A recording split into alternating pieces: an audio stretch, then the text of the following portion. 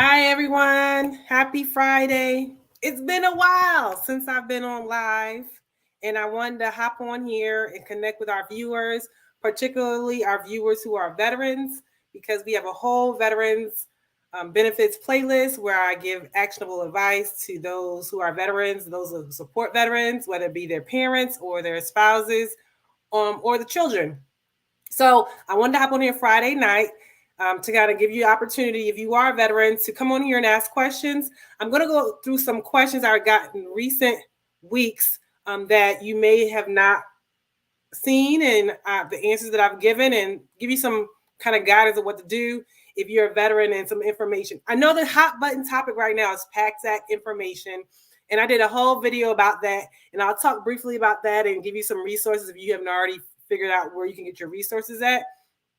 But the PACT Act is the newly passed act. It was passed August of 2022, and it basically opens up, it eliminates some of the hurdles that have come previously when veterans have applied for benefits and they have not been able to prove certain things. Mostly exposures to toxic chemicals, whether it be herbicide exposures, burn pit, other toxic exposures. That's what allows people to have that connection, the service connection, without having to prove the exposure. I'll give a brief rundown. And if you're hopping in the live, if you're watching on the replay, #replay gang, I want you to shout out where you served in the military. I start off all my lives or my videos with the veterans and ask them to shout out. Surprisingly, or maybe not surprisingly, the Army is usually the one that wins. So we have Army, Coast Guard, Marines, Navy, and Air Force. So if you're watching now, shout me out. Let me know which military branch you served in, or if you support somebody that serves in those branches, shout it out in the comment section. I always like to see who's getting the most out of it, who's the most popular military branch. But and if you're watching the video right now, make sure you hit the thumbs up button. What it does is it lets YouTube algorithm know that veterans like watching this. It pushes it out to a wider audience. And also hit the share button if you want to share it with somebody that you think it might be helpful for. Hit that share button too. It lets YouTube know that this is a popular video, that people are actually interested in the topic. So I mentioned before, and I'm going to briefly talk about this because, like I said, I have a whole video about the PACT Act, but it establishes presumption of in-service exposure to burn pit and other environmental hazards for service in the Persian Gulf, Southwestern Theater of Operation. It establishes presumption for 23 respiratory illnesses and cancers due to in-service exposure to burn pits and other Persian Gulf environmental hazards.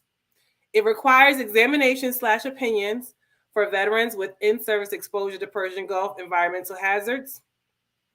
It expands the presumption of in-service herbicide agent exposure to service in Thailand, Laos, Cambodia, Guam, American Samoa and Johnston Atoll. It adds hypertension and monoclonal gammopathy to the list of diseases that are presumed due to herbicide exposure, and it concedes in-service radiation exposure for veterans who participated in cleanup activities in Palomares, Spain, and Inuatak Atoll. So that's just some of the things that were added recently because of the PACT Act, but there were other things that were happening. So if you're new to the channel, I'm going to share my screen with you because I want to show you how much information, because a lot of people have hopped in here on different videos. I've done 2 videos about veterans just this week. I took a little hiatus, but I came back and shared some information with you this week. But I wanted to share basically what I've been talking about when I tell you guys that I constantly put out content about veterans. So this is the Veterans Benefits playlist, and you get to it by going to the TXT Tells All channel, and then you click on playlists. Scroll down to Veterans Benefits, and then click on full playlist. And currently it has 42 videos right now in the playlist. This is the one we're doing right now. And then I've done 2 this week. So I talked about the veteran that was caught defrauding the government of $680,000 benefits. I talked about that benefits are available for people who are reserve duty and also National Guard duty, if you had inactive duty for training or active duty for training, you may be eligible for benefits as well if you had a disease or injury that happened during your drill days or days that you were on active service. I talked about Camp Lejeune, the PACT Act, how to file a claim, the adjustment when you have the backdated effective date, how to be careful about how to choose a representative. And I'm going to bring this up later because somebody just commented recently about how they can you contact somebody that can help you fill out benefits. Excuse me. Excuse me. And I usually give in all the description boxes an idea of how you can apply, ask for a veterans law attorney to help you or a veteran service officer. So personally, I am a veterans attorney. I practice veterans law, but I cannot represent you viewers. I'm giving you free advice, free tips, and not advice, free tips about how to go about getting your claim approved. But I personally cannot represent you. I can refer you to other people that can represent you if you need help further than what I provide in these videos. So if you have any questions now, since I'm live, throw them in the comment box so that I can address those comments as I'm going along. And I want this to be as interactive as possible. If you want to hop in the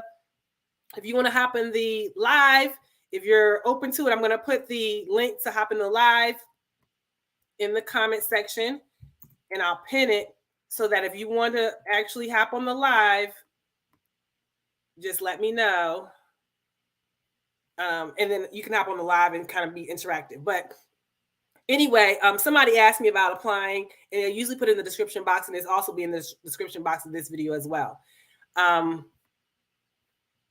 Somebody also asked me, I usually have a big old book that I usually have in some of my videos, especially those videos where I talk about ratings and how to get increased ratings for, let's say, for your knee disability, for mental health disabilities. I have a rating book that I usually use, and somebody says, how do I access that? And personally, it costs to have the book that I have, but there's a free resource online, and you can actually go to it that lets you, let me make sure you can see it. This is the Web Automated Reference Material System, and it basically is the code of federal regulations that implement the United States Code of all the veterans law stuff. So if you'll see, it shows you all the information that you can get details on, and usually the schedule for rating disabilities, it breaks it down to the different types of disabilities, musculoskeletal, organs of sense, special sense, things of that nature, skin, endocrine, neurological, mental disorders, dental conditions. So if you look in there, it basically tells you, when I'm telling you how to rate things, I usually use the book to try to tell me what the rating code is. And I always say, when you're trying to get an increased rating, make sure that you're putting or exhibiting the certain symptoms that's going to allow you to have an increased rating. Just don't say, I think I should get a 60% rating. And if you look in the code book, the rating criteria don't even allow for a 60% rating for whatever disability you do. You just pull 60% out of your head, and it has to make sense, right? So let's say it does say a 60% rating is available. You have to make sure you exhibit those symptoms that connect to the 60% rating. So I say this because I see it a lot when veterans say, I think I shouldn't have a 10% rating. I think I should have more. They want more. They throw a number out there that doesn't really match anything, and they don't have any symptoms that match it. So I want to make sure that you're educated on the fact that when VA assigns these ratings, it is based on something. So let me know. If you're new to this, if you're just hopping in on the live, make sure you say hi in the chat box. Let me know which military branch you're representing, and make sure you hit the thumbs up button as well. So that it pushes out to the YouTube algorithm. And then I'll go back. I forgot to share the PACT Act screen. So let me go back to that so that you can see, because that's been the most popular video as of recently.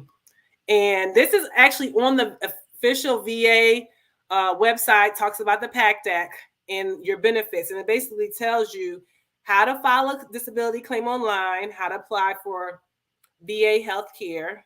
And then it tells you all the different things that the PACT Act brings, and what's covered for if you're a Gulf War era veteran, if you are an older veteran, that's the Vietnam era veteran. It tells you what additional presumptive conditions were added. How do you get started? What can you expect? And then this is information for survivors. So if you're not a veteran, but let's say you're a dependent spouse or dependent child, then these are also the benefits that are available for survivors of veterans as well. So I want to make sure that you're directed to that page. And like I said, this is right there on the va.gov website that you can actually access information. So, okay, let's see. We have somebody hopping in the chat. We have Jesse. Hi, Jesse Kirkland. Jesse is representing Army. So you know what? The Army, and I think this has kind of been a running thing. Thank you for your service, Jesse. The Army by far has been the most popular military branch that's represented in the viewers that come to this channel. And I don't know, I would say that all the branches of government, all the branches of the military appear to be difficult, to do.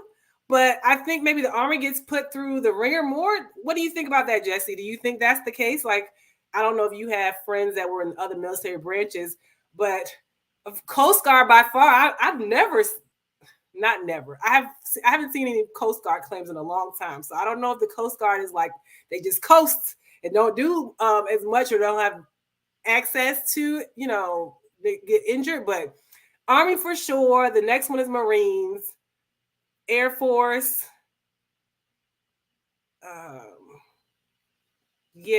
Navy.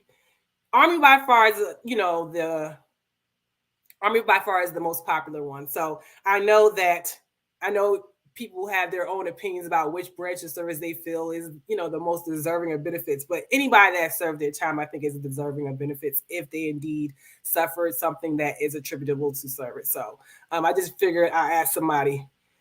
Army is the biggest branch. That probably, can be expected, that, by far being the biggest one. The hate is expected.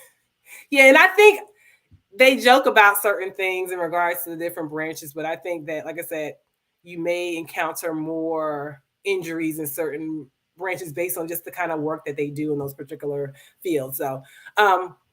So thank you, Jesse, for tuning in this evening. I wanted to kind of give it an opportunity for those who have questions, because I usually get, can you represent me? And no, I can't represent you, veterans. I can give tips, the free tips I give here, but the disclaimer is I'm an attorney, but I'm not your attorney. So I give this opportunity right now for those who want to ask me some specific questions about a claim or an appeal that they have, if they had their claim denied and they've filed a VA Form 10182, if they're in the Appeals Modernization Act, or if they're still in the legacy, they filed a notice of disagreement.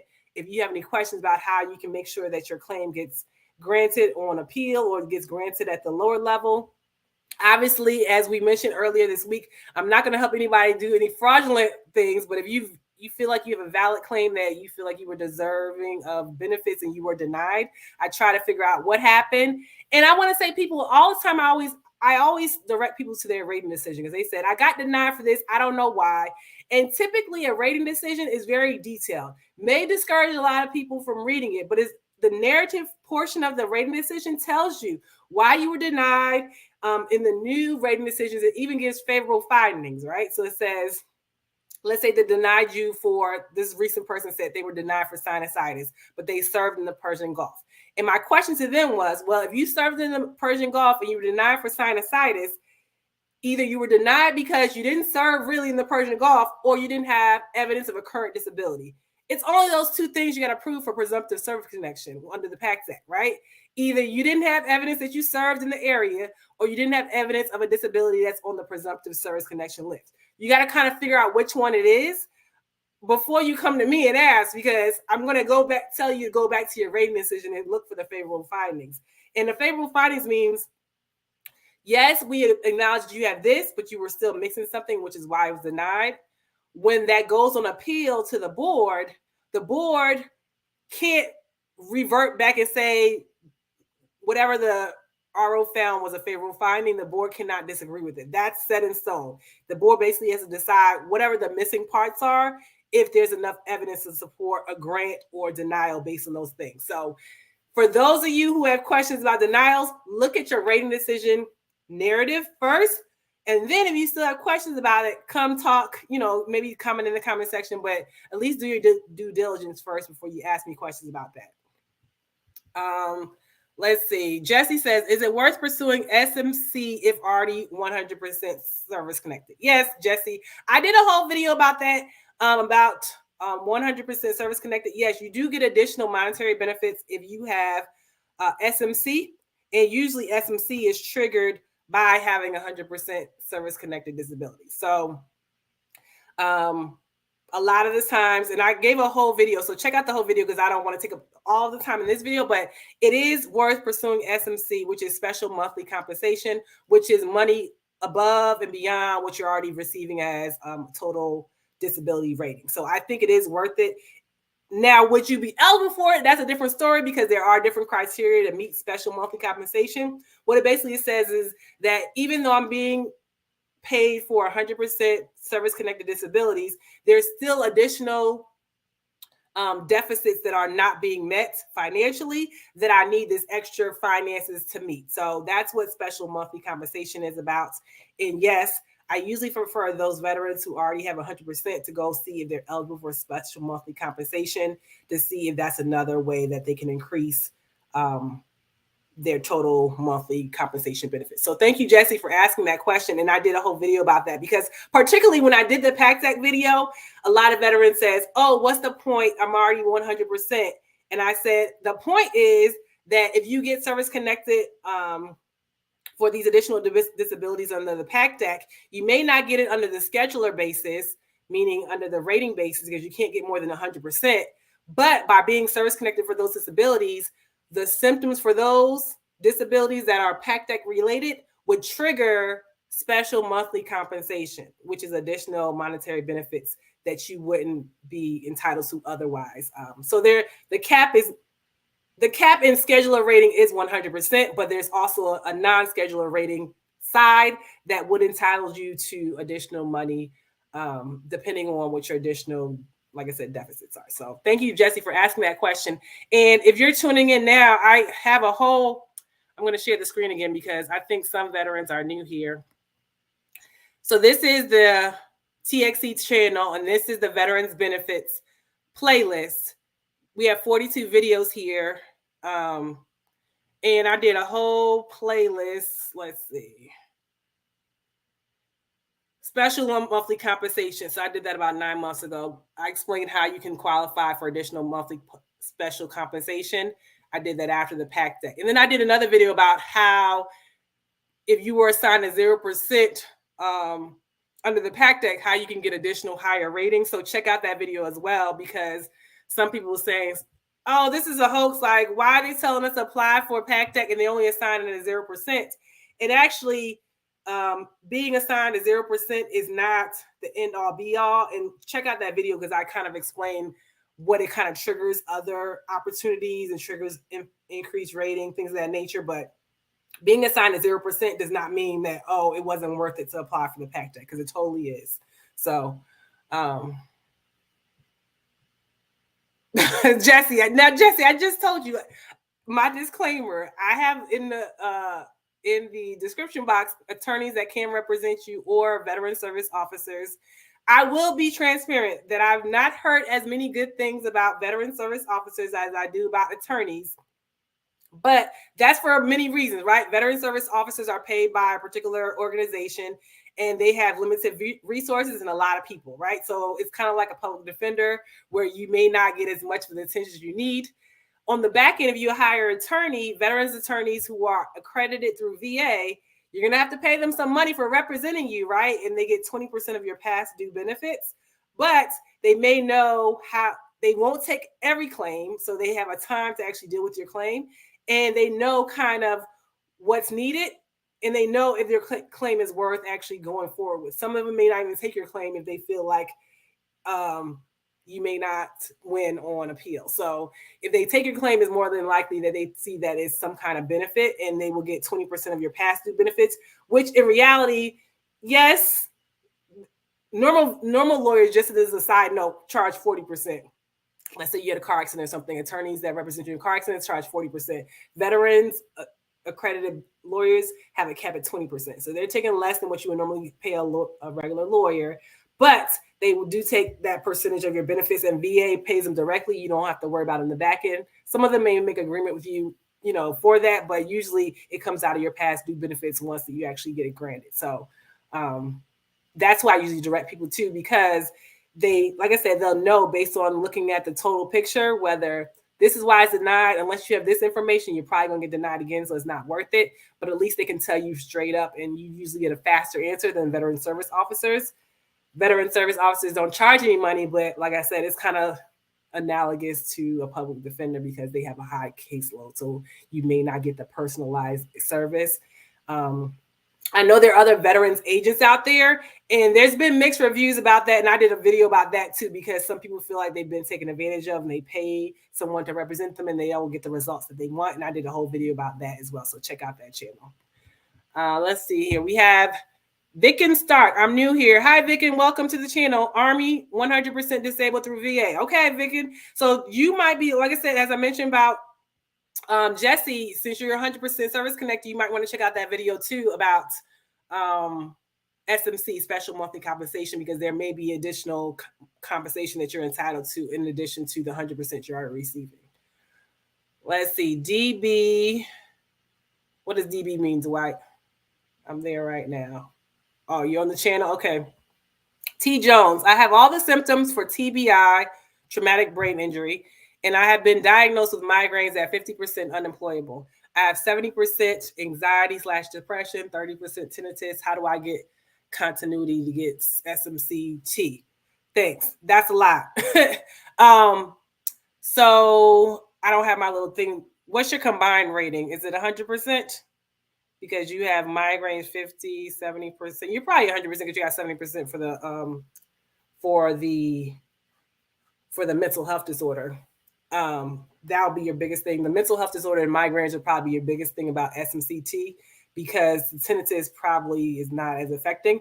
But go to the channel go to the video about SMC, because there, as he mentioned, SMC, there are different levels to SMC, right? So depending on what your ratings are and what the severity of the symptoms are, would qualify you for higher levels of SMC. And I want to say that, I don't remember the monetary amount, but the highest monetary amount you can receive in addition to your 100% rating can put you almost at 4,000, maybe a little bit more than that, depending on what your symptoms are. So without knowing the bigger picture, I would say basically you would have to dole it out from what the symptoms are. And for his, or T. Jones, I don't know if that's a woman or a man, but 70% mental health likely has some symptoms that would qualify he or she for that. 100% disabled Air Force veteran. Oh, we have Air Force. So that's the first Air Force. We appreciate your service, T. Jones. Vicken. Yes, it is. I have too many today. Yeah, so I think you may be entitled to SMCT, but like I said, when you have the SMC levels, there are levels to it. And I want to say that, I don't know if you kind of got on here a little bit later, but I went to the rating schedule online, and I usually have the book, but I also wanted to give people access to the rating schedule online. And this is the web automated reference material system. And it basically tells you where you can look in here for the different ratings that you can pick. And I would say to go in there to see if you meet that criteria and then apply. This is for T. Jones, because you actually may be entitled. So check that out, T. Jones. I know everybody's situation is different, and sometimes I noticed this in my practice too, that somebody will submit information. I know somebody got this and they got this rating, and it's kind of hard to do an apples and apples comparison in the VA world, because you may on face value think you have the same. Somebody else has migraines and I have migraines. They got 50%, I only got 10, right? But in reality, you don't know the people's symptoms, what was said in the medical records, whether it be VA treatment records or private treatment records, that actually entitled them to a 50%. It usually has economic inadaptability. So it has to affect your ability to work. That's how somebody can get a 50% versus somebody who has headaches that occur certain amount of times a month, right? The difference between a 10 and 50% in migraines is economic inadaptability. And that could be, I had to leave work early this amount of times a month for the last 6 months, could be evidence of that to get 50%. So I would caution anybody from comparing one to another, because you really don't know everybody's medical situation to say that you should get the same as they're getting, because more than likely, two individuals are not going to have the same exact symptoms to be entitled to the same exact thing. So just be aware of that. in regards to comparison. What state do you practice law? What state can you help vets practice? Well, veterans law is federal law. So I can practice federal law. I just can't represent you veterans, but I can give you this free tips. So I'm eligible to practice in federal law. Does the Wounded Warriors Projects, WWP, help with SMC instead of getting an attorney? Yes, I actually know a few people with, thank you for bringing that up, at the Wounded Warriors Project. They can assist you, and they are a good resource. So actually, I can add them to the list in the description box. So those of you who are interested, the Wounded Warriors Project is a nonprofit organization that also helps veterans. And I do know several people that actually work for them that could be a resource as well. So thank you, Vicken, for bringing that up. Dwight McRae. I've been hospitalized the past 5 years and I'm going for SMC R2. So for those of you that are tuning in, and these people are 100%. And I mentioned before, the SMC has different levels. Dwight is bringing up that he's been hospitalized the past 5 years and he's going for a higher level of SMC.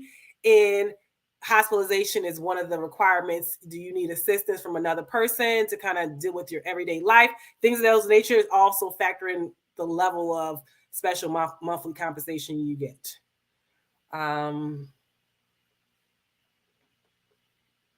Dennis. Hi, Dennis. Air Force. Okay, thank you, Dennis, for your service in the Air Force. So we have a few people from the Air Force on today's live. Why the VA did not have my medical record, but the National Archive had all my, because VA is not in the sense the branches you served in, right? This is what happened when you finish in the military, you come up to the VA. And sometimes VA has to request records from the repositories that hold these particular records. So that is an option. If they don't have records, a lot of time it's noticed when you apply for benefits and you don't have any service treatment records. And they're like, that doesn't make sense, especially if you had a long length of service. You may have to request it from another repository and then it's sent over to VA. So it is not necessarily a red flag that VA doesn't have all the medical records. Unless you're talking about post-service ones where like you were serviced at a VA medical center, then that's a different story. It may just be where the medical records were held, but it's not as unusual, or it doesn't really raise a red flag, because as long as it's in the realm of the federal government holding it, it may be VA has to contact another agency or another repository to request those records. So that's not as unusual. Thank you, Vicken, for tuning in tonight. I want to say that, like I said, everybody is not 100% service connected. And those of you who are, like I mentioned before, SMC is the way to go if you think that you're entitled to additional benefits. Obviously, doing dependents, make sure you keep your dependents up to date, whether it be a dependent spouse or dependent children. Also, your children receive benefits for secondary education if you're 100% service connected through the Dependents Education Act DEA benefits. So that's another additional, although it's not directly paid to you, it allows you to be able to fund your kids' education. So that's kind of a tertiary benefit of receiving 100% service connection. So I think that those who receive that have some kind of stability, in the sense that they have the actual money coming to their account, and they actually don't have to worry about financing their children's education as well. So those are also benefits that come in addition to being 100% service connected. I want to make sure you know everybody is not 100%, and that's quite okay, because everybody is not 100% means in reality, and this may not always be the case, but you are awarded rating criteria based on your ineffectiveness in the workplace, right? That's what it supposedly say. If you're 50% service connected, that means you're 50% less reliable in the occupational force. In practice, that's not really the case, because I know people that are 100% service connected and have a job and work just fine without a job with no accommodations, right? So it can be possible, but on paper, that's what the ratings are supposed to compensate you for, being less effective. So 10% rating means you're only 90% effective in your job because of disability that was caused by your service in the United States military. So that's where it comes from. And that's why I said it's not just pulled out the hat when VA assigns ratings, although there are people that work. If you have a 100% rating or you are TDIU, which is total disability based on unemployability, you can't work because they're paying you because they assume that you are not able to work because of your disability. But there are other ways to get 100% rating. Let's say 100% rating because you have a heart disease, a heart disability. That does not preclude you necessarily from also working and having an income from working and actually receiving the VA compensation as well. Only if you have a rating that says that you're precluded from working because you're saying that this disability prevents you from working. So keep that in mind. I think I covered everything today. I wanted to hop on here today because I hadn't been on a while and I try to do videos. Put in the comment section any topics that you specifically would like me to cover. Check out the playlist first to make sure I didn't cover the video already, but the video topic. But if there's video topics that I have not covered and you think I should cover in the whole video, go ahead and drop it in the comment section so I know. Hit the thumbs up button before you hop out of this video or share it with somebody so that YouTube knows that this is a video that benefits veterans and they'll push it out to the wider YouTube algorithm. Thank you all, Dennis, Vicken, Dwight, T. Jones, Jesse, for all tuning in today to the live stream. And I'll see you in the next video.